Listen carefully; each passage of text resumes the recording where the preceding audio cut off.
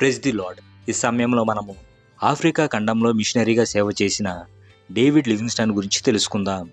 Scotland దేశంలోని బ్లాంటైర్లో నిరుపేద క్రైస్తవ కుటుంబంలో 1813 మార్చి 19న డేవిడ్ లివింగ్స్టన్ జన్మించాడు. నీల్ లివింగ్స్టన్, ఆగ్నెస్ దంపతులకు గల 7 సంతానములో డేవిడ్ రెండోవాడు. నీల్ లివింగ్స్టన్ కుటుంబ పోషణ నిమిత్తం నూలు మిల్లులో పనిచేస్తూ ఖాళీ సమయంలో ఇంటింటికి వెళ్ళి దేవుడిని గురించిన కరపత్రములను పంచేవాడు. అలాగునే సండే స్కూల్ టీచర్గా పనిచేస్తూ అనేక మంది పిల్లలకు దేవుని ప్రేమను వెల్లడిపరిచేవాడు. తన పిల్లలకు దేవుని యందు భయభక్తులు నేర్పించి అనేక మంది మిషనరీల జీవితాల గురించి తెలియజేసేవాడు. పేదరికం వలన డేవిడ్ తన సహోదరుడైన జాన్తో కలిసి రోజుకు 12 గంటలు నూలు మిల్లులో పనిచేశాడు.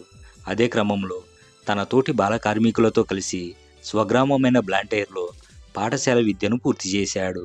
ఆయన తండ్రి బోధలు మిషనరీ అవ్వాలని ప్రేరేపణ కలుగజేశాయి. కాబట్టి ఆయన వైద్యుడై సేవ చేయాలని సంకల్పించాడు. వైద్య విద్యను అభ్యసించి తన కలను సాకారం చేసుకున్నాడు.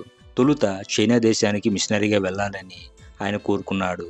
కానీ వైద్య శిబిరంలో ఆఫ్రికాలో మిషనరీగా సేవ చేయుచున్న రాబర్ట్ మోఫర్ట్తో పరిచయం తన ఆలోచనను మార్చివేసింది. ఆయన ద్వారా ఆఫ్రికాలో ఎందరో ప్రజలు ఇంకా సువార్తను వినలేదు అని తెలుసుకున్న డేవిడ్ ఆఫ్రికాకు వెళ్ళి నశించిపోతున్న అనేక మంది ఆత్మలకు సువార్తను బోధించాలని తీర్మానించుకున్నాడు. మిషనరీ తర్ఫీదు పొందుకొని 1840 డిసెంబర్ 8న ఆఫ్రికాకు వెళ్ళుటకు ఓడను ఎక్కాడు. ఓడ నావికునితో స్నేహం చేసి ఆయన ద్వారా నావిగేషన్ను నేర్చుకున్నాడు. ఇది తరువాతి కాలంలో ఆఫ్రికా చిత్రపటం తయారు చేయుటకు ఉపయోగపడింది. డేవిడ్ లివింగ్స్టన్ కనీసం 1000 గ్రామాలకు సువార్తను ప్రకటించాలని లక్ష్యంగా పెట్టుకున్నాడు. దక్షిణాఫ్రికాలోని నార్త్ వెస్ట్ ప్రావిన్స్లోని జీరస్ట్కు సమీపంలోని మబోట్సా, బోట్స్వానా అనే ప్రాంతాలలో నివాసం ఏర్పరచుకున్నాడు.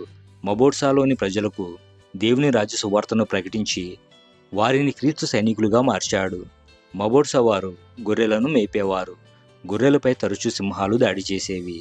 ఒకసారి గొర్రెల కాపరులతో లివింగ్స్టన్ మాట్లాడుతుండగా సింహం గొర్రెలపై దాడి చేయుటకు వచ్చింది. లివింగ్స్టన్ తన యొద్ద ఉన్న తుపాకీతో సింహాన్ని కాల్చాడు. మరలా బుల్లెట్ను నింపేలోపు సింహం ఆయనపై దాడి చేసింది. ఆయన ఎడమ భుజం ఎముక విరిగి మాంసపు ముద్ద బయటకు వచ్చింది. ఆ గ్రామవాసి సింహాన్ని కత్తితో పొడిచి డేవిడ్ లివింగ్స్టన్ను కాపాడాడు. జీవితకాలమంతా ఆ గాయంతో డేవిడ్ బాధపడ్డాడు. తన తోటి క్రైస్తవ మిషనరీ అయిన రాబర్ట్ మోఫర్ట్ కుమార్తె అయిన మేరీని 1845 జనవరి 9న లివింగ్స్టన్ వివాహం చేసుకున్నాడు. వీరికి 6 పిల్లలు పుట్టారు. తరువాత ఆఫ్రికాలోని వాతావరణం భార్య పిల్లలకు ఇబ్బందిగా ఉండటంతో వారిని ఇంగ్లాండ్కు పంపించాడు. తానొక్కడే అక్కడ నిలిచి తన సేవను కొనసాగించాడు. తన లక్ష్య సాధనలో భాగంగా అప్పటి వరకు ఏ మిషనరీ వెళ్ళని గ్రామాలకు వెళుతూ అనేక మందిని క్రీస్తు తట్టు త్రిప్పాడు. ఆ క్రమంలో ఆయన కష్టాలు, శ్రమలను అనుభవించాడు. అలాగునే ఓసారి అతని కాలు బురదలో ఇరుక్కుపోయింది. ఏదో కాలికి గుచ్చుకోవటం వలన కాలు స్పర్శ కోల్పోయింది. ఆఫ్రికాలోని అధిక ఉష్ణోగ్రతల కారణంగా అతని దేహం నల్లబారిపోయింది. 5 సంవత్సరాల తరువాత ఇంగ్లాండ్లోని తన భార్య పిల్లల వద్దకు వెళ్ళగా అతని భార్య అతడిని గుర్తుపట్టలేకపోయింది. అంతగా ఆయన రూపం మారిపోయింది. అలుపెరగని దేవుని సేవలు కొనసాగుతున్న డేవిడ్కు సహాయంగా ఉండుటకు అతని భార్య అతనితో కూడా ఆఫ్రికాకు పయనమయ్యింది. అయితే ఆమె మలేరియా బారిన పడి 1862 ఏప్రిల్ 27న ప్రభువునందు నిద్రించింది.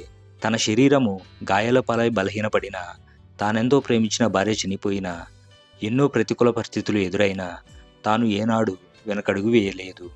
ఆఫ్రికాలో 1000 గ్రామాల వారికి సువార్తను ప్రకటించాలన్న తన కోరికను నెరవేర్చుకున్నాడు. కేవలం సువార్తను ప్రకటించుటయే గాక ఆఫ్రికా చిత్రపటమును గీసి మరుగున పడిన ఆఫ్రికా ఖండాన్ని వెలుగులోకి తీసుకొచ్చాడు. అనేక మంది మిషనరీలు ప్రయాణించుటకు ఈ పటము ఎంతగానో ఉపయోగపడింది. డేవిడ్ లివింగ్స్టన్ శక్తినంతా కోల్పోయి నడవలేని స్థితికి చేరి మంచానికి పరిమితమయ్యాడు. 2 మనుషులు అతను పడుకున్న మంచాన్ని మోసుకుని వెళ్ళుట ద్వారా సువార్తను ప్రకటించాడు. అతని జీవితంలో చివరి 6 సంవత్సరాలు బాహ్య ప్రపంచానికి కనుమరుగైపోయాడు. దేవుని సేవలో అలుపెరగాక పోరాడిన లివింగ్స్టన్ జాంబియాలోని తన నివాసంలో ప్రార్థిస్తూ తన జీవిత ప్రయాణాన్ని ముగించుకొని దేవుడు సిద్ధపరిచిన కిరీటమును పొందుకొనుటకు 1873 మే 1న పరమునకు ఎక్కిపోయారు. ఆఫ్రికా ప్రజలు ఆయన గుండెను ఆఫ్రికాలోనే పాతిపెట్టుకున్నారు. ఎందుకంటే అది ఎప్పుడూ వారి కొరకే పరితపించింది కాబట్టి. ఆయన దేహమును ఇంగ్లాండ్లో పాతిపెట్టారు. చీకటి ఖండంగా పేరుగాంచిన ఆఫ్రికాను దేవుని వెలుగుతో నింపిన డేవిడ్ లివింగ్స్టన్ అనేక మందికి స్ఫూర్తిగా నిలిచారు. ఆమేన్.